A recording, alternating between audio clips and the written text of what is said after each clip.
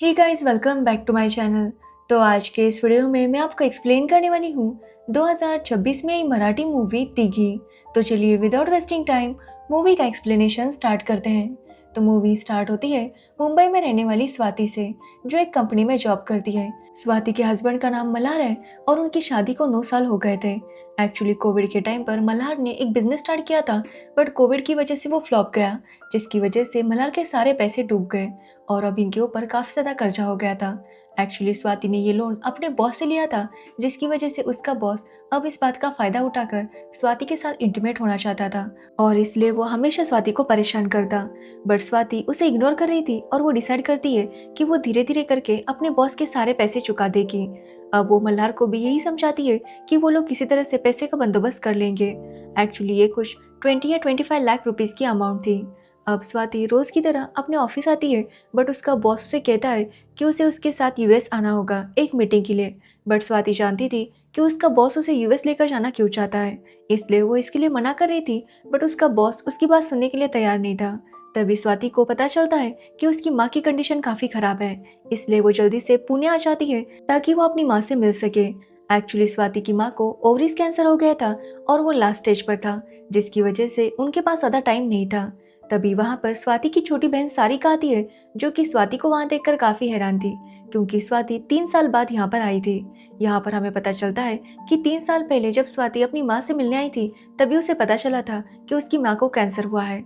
और तब उसकी माँ के साथ जब वो बात कर रही थी, तो वो अपने पापा के बारे में बात करती है। एक्चुअली स्वाति की माँ ने हमेशा यही कहा था कि उनके पापा की डेथ हो चुकी है। बट स्वाति कहती है कि अपनी शादी वाले दिन उसने उसके पापा को देखा था, बट उसकी माँ इस बात को एक्सेप्ट करने के लिए तैयार नहीं थी और इसी वजह से उन दोनों में लड़ाई होने लगती है।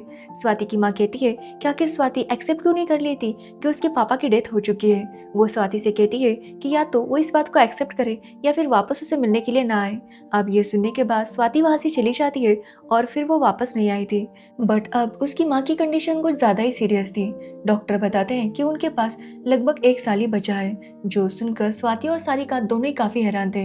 यहाँ पर हम देख पाते हैं कि स्वाति और सारिका में भी ज़्यादा नहीं बनती थी, मतलब दोनों ही एक दूसरे से ज़्यादा ठीक से बात नहीं किया करती थी। अब स्वाति और सारिका घर आते हैं, जहाँ पर स्वाति अपने घर को अच्छे से देखने लगती है, बट सारिका बिल्कुल भी खुश नहीं थी। यहाँ पर हमें पता चलता है कि सारिका भी खुद का बिजनेस स्टार्ट करना चाहती थी और इसके लिए वो काफ़ी कोशिश कर रही थी, बट अभी तक स्टार्ट नहीं हुआ था, जिसकी वजह से वो काफ़ी परेशान थी। तो वही अगले दिन इनकी माँ हेमा को डिस्चार्ज मिल जाता है और वो घर वापस आ जाती है। ये लोग बड़ी मुश्किल से उन्हें व्हीलचेयर से स्टेयर्स के ऊपर पहुंचा देते हैं और ऊपर पहुंचने के बाद उनकी माँ चलकर अंदर चली जाती है, जो देखकर ये दोनों ही काफ़ी हैरान थे। जिसके बाद ये दोनों ही अपनी माँ का काफ़ी अच्छे से ध्यान रखने लगते हैं। अब अगले दिन वहाँ पर सारिका का बिजनेस पार्टनर आता है, जो कि अक्सर सारिका की माँ के साथ बातें करने के लिए आया करता था। अब यहाँ पर वो स्वाति से भी मिलता है। दोनों जब दूध लेने जाते हैं तो वो बताता है कि वो लोग किस तरह का बिजनेस स्टार्ट करने वाले हैं। जिसके बाद उन्हें रास्ते में एक पपी मिलता है, जो कि उसे काफ़ी अच्छा लगता है। एक्चुअली उसकी बेटी का 4 हफ्ते बाद बर्थडे था, इसलिए वो डिसाइड करता है कि अपनी बेटी को वो इस पपी को गिफ्ट देगा। बट वो स्वाति से कहता है कि वो 4 हफ्ते तक इस पपी को अपने घर में रखे। अब स्वाति पहले तो इसके लिए मना करती है, क्योंकि उसकी माँ को कुत्ते बिल्कुल भी पसंद नहीं थे। बट यहाँ पर स्वाति और सारिका के समझाने पर उसकी माँ इस कुत्ते को अपने घर में रखने के लिए मान जाती है। जिसके बाद वो खुद ही उस डॉग के साथ काफ़ी ज़्यादा क्लोज हो जाती है, मतलब उन दोनों का काफ़ी अच्छा बॉन्ड बन गया था। ये देखकर दोनों ही बहनें काफ़ी हैरान थी। जिसके बाद हम देखते हैं कि स्वाति का बॉस यहाँ पर उससे मिलने आता है। वो उसे डिनर के लिए बुलाता है, जिसके लिए स्वाति मना कर रही थी, बट स्वाति के ऊपर उसका बहुत ज़्यादा कर्जा था, जिसकी वजह से वो कुछ भी कर नहीं सकती थी। अब स्वाति उसके साथ डिनर पर जाती है, बट वो जल्दी से वहाँ से निकलना चाहती थी, बट उसका बॉस उसे जाने ही नहीं दे रहा था। अब ये देखकर स्वाति काफ़ी डर जाती है और वो अपनी बहन को मैसेज करती है कि वो जल्दी से उसे कॉल करे। बट हम देखते हैं कि सारिका को किसी का कॉल आता है, जिसकी वजह से वो काफ़ी टेंशन में थी और वो स्वाति को रिटर्न कॉल नहीं करती, जिसकी वजह से स्वाति का बॉस स्वाति को अपने रूम में ले जाने लगता है। बट स्वाति किसी तरह से वहाँ से निकल कर आती है। अब वो काफ़ी डरी हुई थी और वो मल्हार से कहती है कि उन्हें जल्दी से पैसों का बंदोबस्त करना होगा। एक्चुअली स्वाति ने मल्हार को अपने बॉस के बारे में कुछ भी नहीं बताया था, जिसके बाद मल्हार भी उसे यही कहता है कि वो जल्दी से पैसों का बंदोबस्त कर लेंगे। अब स्वाति जब घर आती है तो वो सारिका को काफ़ी डांटने लगती है कि आखिर उसने उसे कॉल क्यों नहीं किया। जिसके बाद सारिका भी काफ़ी गुस्सा हो जाती है। वो यहाँ पर स्वाति से कहती है कि 3 साल से वो अपनी माँ का ध्यान रख रही है और इस बीच सब लोग भूल चुके हैं कि सारिका की अपनी पर्सनल लाइफ भी हो सकती है। अब ये सुनने के बाद स्वाति उसे कुछ भी नहीं कहती। अब रात को स्वाति अपने कबर्ड में देखती है तो उसे अपनी शादी की सीडी मिलती है। अब स्वाति जब उस सीडी को देखने लगती है तो वो देखती है कि वहाँ पर सच में उसके पापा थे, यानी कि उनकी माँ ने उसे झूठ बोला था कि एक्चुअली उसके पापा मर चुके हैं। तभी वहाँ पर सारिका भी आती है और वो भी उस वीडियो को देख लेती है और ये देखकर दोनों को यकीन हो जाता है कि उनके पापा अभी भी जिंदा है। एक्चुअली जब स्वाति और मल्हार की शादी हो रही थी तभी स्वाति की माँ ने उनको देखा था और वो वहीं पर बेहोश हो गई थी। तब स्वाति ने भी अपने पापा को देखा था, बट इससे पहले कि वो कुछ कर पाती उसके पापा वहां से जा चुके थे। जिसके बाद स्वाति ने अपनी माँ से कई बार पूछने की कोशिश की कि आखिर उनके पापा जिंदा है तो उन्होंने ऐसा क्यों कहा कि वो मर चुके हैं। बट स्वाति की माँ ये एक्सेप्ट करने के लिए तैयार नहीं थी कि स्वाति के पापा जिंदा है, और जब भी स्वाति इस बारे में कोई भी बात करती वो उसके साथ लड़ने लग जाती। अब यहाँ पर ये सब देखकर सारिका भी काफी हैरान थी। वो समझ नहीं पा रही थी कि आखिर उनकी माँ ने इतना बड़ा उनसे झूठ क्यों बोला। लाइफ टाइम उनके पास उनके पापा थे, बट उनकी माँ ने हमेशा यही कहा कि वो मर चुके हैं, जिसकी वजह से सारिका को भी बहुत गुस्सा आता है और वो डिसाइड करती है कि वो अपनी माँ से इस बारे में पूछेगी। बट स्वाति कहती है कि अभी शायद ये सही समय नहीं है, बट सारिका उसकी बात सुनने के लिए तैयार नहीं थी कि तभी उनकी माँ बेहोश हो जाती है, जिसकी वजह से उन्हें हॉस्पिटल लेकर आते हैं। अब यहाँ पर उनकी माँ डिसाइड करती है कि वो अपनी बेटियों के साथ नहीं रहेगी, बल्कि वो एक सेंटर में जाएगी जहाँ पर उनकी देखभाल हो सकती है।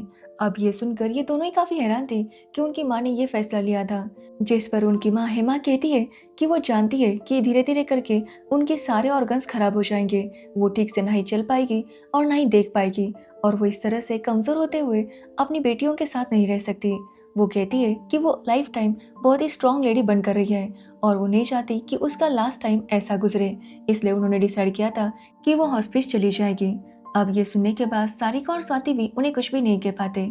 अब सारिका और स्वाति को भी उनका फैसला सही लग रहा था, क्योंकि वो भी अपनी माँ को ऐसे नहीं देख सकते थे।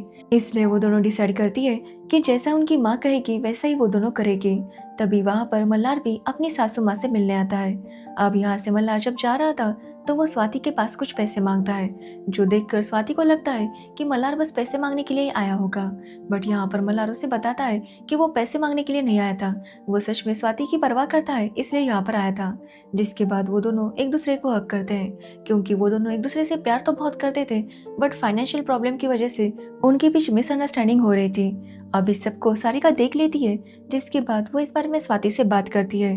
अब यहाँ पर स्वाति उसे अपने बारे में तो कुछ नहीं बताती, बट सारिका से पूछती है कि उसका लाइफ में उसका क्या चल रहा है, जहाँ पर सारिका उसे बताती है कि वो मंदार के साथ मिलकर बिजनेस स्टार्ट करना चाहती है, बट अब उसे यूएस में जॉब की अपॉर्चुनिटी मिली है, इसलिए वो सोच रही है कि वो वहाँ पर जाए, क्योंकि कहीं ना कहीं वो उसका ड्रीम जॉब है। अब ये सुनने के बाद स्वाति उससे कहती है कि वो कुछ ना कुछ फिगर आउट कर लेंगे। एक्चुअली सारिका इस वजह से काफ़ी कंफ्यूज थी कि वो अपनी माँ को इस हालत में छोड़कर जाना नहीं चाहती थी, बट स्वाति उसे कहती है कि वो दोनों मिलकर कोई रास्ता ज़रूर ढूंढ लेंगे। तो वही स्वाति की माँ को उस डॉग से बहुत ज़्यादा लगाव हो गया था। ये देखकर मंदार डिसाइड करता है कि वो डॉग को लेकर नहीं जाएगा। जिसके बाद हम देखते हैं कि स्वाति का बॉस उसके घर तक आ जाता है।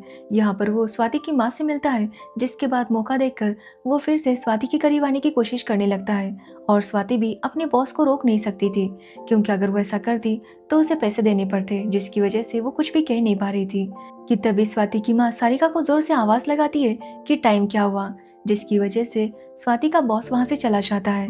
अब स्वाति की माँ दोनों बेटियों को अपने पास बुलाती है और उनसे कहती है कि उन्होंने अपनी सारी प्रॉपर्टी, सारे पैसे दोनों बेटियों में बांट दिए हैं। जिसके बाद वो उन्हें बताती है कि जाने से पहले वो सब कुछ क्लियर करना चाहती है। यहाँ पर वो अपनी बेटियों को बताती है कि लाइफ टाइम वो काफ़ी स्ट्रांग लेडी बनकर रही है। जिसके बाद वो बताती है कि उन्होंने अपनी बेटियों से एक झूठ बोला है कि उनके पापा की डेथ हो चुकी है।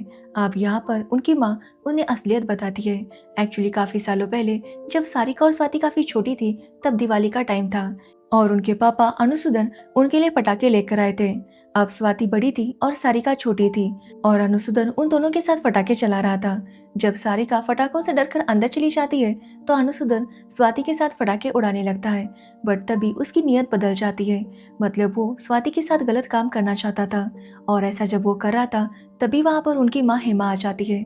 हेमा जब अनुसूदन को ऐसा करते हुए देखती है तो वो स्वाति को अपने पास बुलाती है।